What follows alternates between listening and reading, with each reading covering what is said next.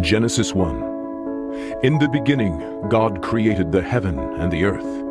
And the earth was without form and void, and darkness was upon the face of the deep. And the Spirit of God moved upon the face of the waters. And God said, Let there be light. And there was light. And God saw the light, that it was good. And God divided the light from the darkness. And God called the light day, and the darkness he called night. And the evening and the morning were the first day. And God said, Let there be a firmament in the midst of the waters, and let it divide the waters from the waters. And God made the firmament, and divided the waters which were under the firmament from the waters which were above the firmament. And it was so. And God called the firmament heaven, and the evening and the morning were the second day. And God said, Let the waters under the heaven be gathered together unto one place, and let the dry land appear. And it was so. And God called the dry land earth, and the gathering together of the waters called he seas. And God saw that it was good. And God said, Let the earth bring forth grass, the herb yielding seed, and the fruit tree yielding fruit after his kind, whose seed is in itself upon the earth. And it was so. And the earth brought forth grass, and herb yielding seed after his kind, and the tree yielding fruit, whose seed was in itself after his kind. And God saw that it was good. And the evening and the morning were the third day. And God said, Let there be lights in the firmament of the heaven, to divide the day from the night, and let them be for signs, and for seasons, and for days and years. And let them be for lights in the firmament of the heaven, to give light upon the earth. And it was so. And God made two great lights, the greater light to rule the day, and the lesser light to rule the night. He made the stars also.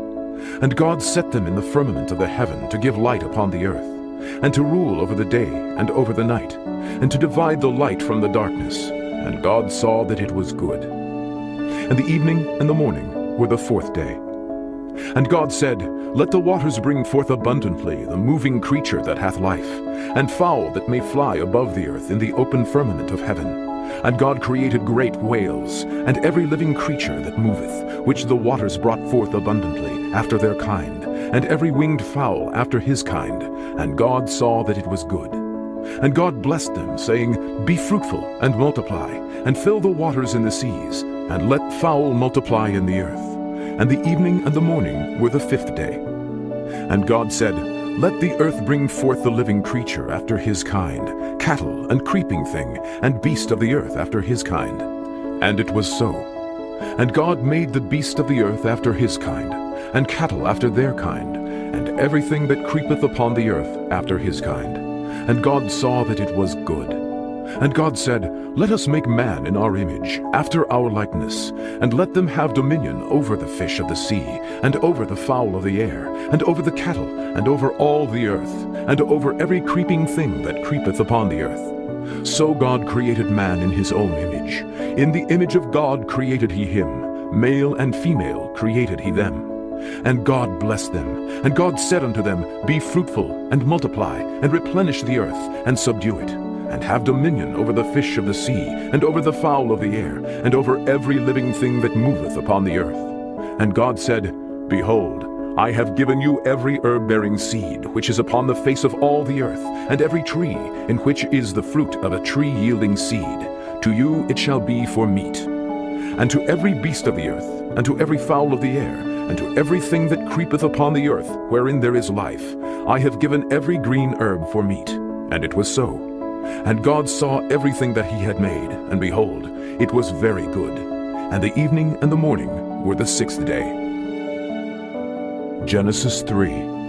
Now the serpent was more subtle than any beast of the field which the Lord God had made. And he said unto the woman, Yea, hath God said, Ye shall not eat of every tree of the garden? And the woman said unto the serpent, We may eat of the fruit of the trees of the garden, but of the fruit of the tree which is in the midst of the garden, God hath said, Ye shall not eat of it, neither shall ye touch it, lest ye die. And the serpent said unto the woman, Ye shall not surely die. For God doth know that in the day ye eat thereof, then your eyes shall be opened, and ye shall be as gods, knowing good and evil. And when the woman saw that the tree was good for food, and that it was pleasant to the eyes, and a tree to be desired to make one wise, she took of the fruit thereof, and did eat, and gave also unto her husband with her, and he did eat. And the eyes of them both were opened, and they knew that they were naked. And they sewed fig leaves together, and made themselves aprons. And they heard the voice of the Lord God walking in the garden in the cool of the day. And Adam and his wife hid themselves from the presence of the Lord God amongst the trees of the garden. And the Lord God called unto Adam, and said unto him, Where art thou? And he said, I heard thy voice in the garden, and I was afraid, because I was naked, and I hid myself. And he said, Who told thee that thou wast naked? Hast thou eaten of the tree whereof I commanded thee that thou shouldest not eat? And the man said, The woman whom thou gavest to be with me, she gave me of the tree, and I did eat. And the Lord God said unto the woman, What is this that thou hast done? And the woman said, The serpent beguiled me, and I did eat. And the Lord God said unto the serpent, Because thou hast done this, thou art cursed above all cattle, and above every beast of the field. Upon thy belly shalt thou go, and dust shalt thou eat all the days of thy life. And I will put enmity between thee and the woman, and between thy seed and her seed. It shall bruise thy head, and thou shalt bruise his heel. Unto the woman he said, I will greatly multiply thy sorrow and thy conception. In sorrow thou shalt bring forth children, and thy desire shall be to thy husband, and he shall rule over thee. Unto Adam he said, Because thou hast hearkened unto the voice of thy wife, and hast eaten of the tree of which I commanded thee, saying, Thou shalt not eat of it. Cursed is the ground for thy sake. In sorrow shalt thou eat of it all the days of thy life. Thorns also, and thistles shall it bring forth to thee, and thou shalt eat the herb of the field. In the sweat of thy face shalt thou eat bread, till thou return unto the ground, for out of it wast thou taken. For dust thou art, and unto dust shalt thou return. And Adam called his wife's name Eve, because she was the mother of all living. Unto Adam also, and to his wife, did the Lord God make coats of skins, and clothed them. And the Lord God said, Behold, the man is become as one of us, to know good and evil. And now, lest he put forth his hand, and take also of the tree of life, and eat, and live forever. Therefore the Lord God sent him forth from the Garden of Eden, to till the ground from whence he was taken. So he drove out the man, and he placed at the east of the Garden of Eden cherubims, and a flaming sword which turned every way, to keep the way of the tree of life. Genesis 2. Thus the heavens and the earth were finished, and all the host of them. And on the seventh day God ended his work which he had made, and he rested on the seventh day from all his work which he had made. And God blessed the seventh day, and sanctified it, because that in it he had rested from all his work which God created and made. These are the generations of the heavens and of the earth, when they were created, in the day that the Lord God made the earth and the heavens.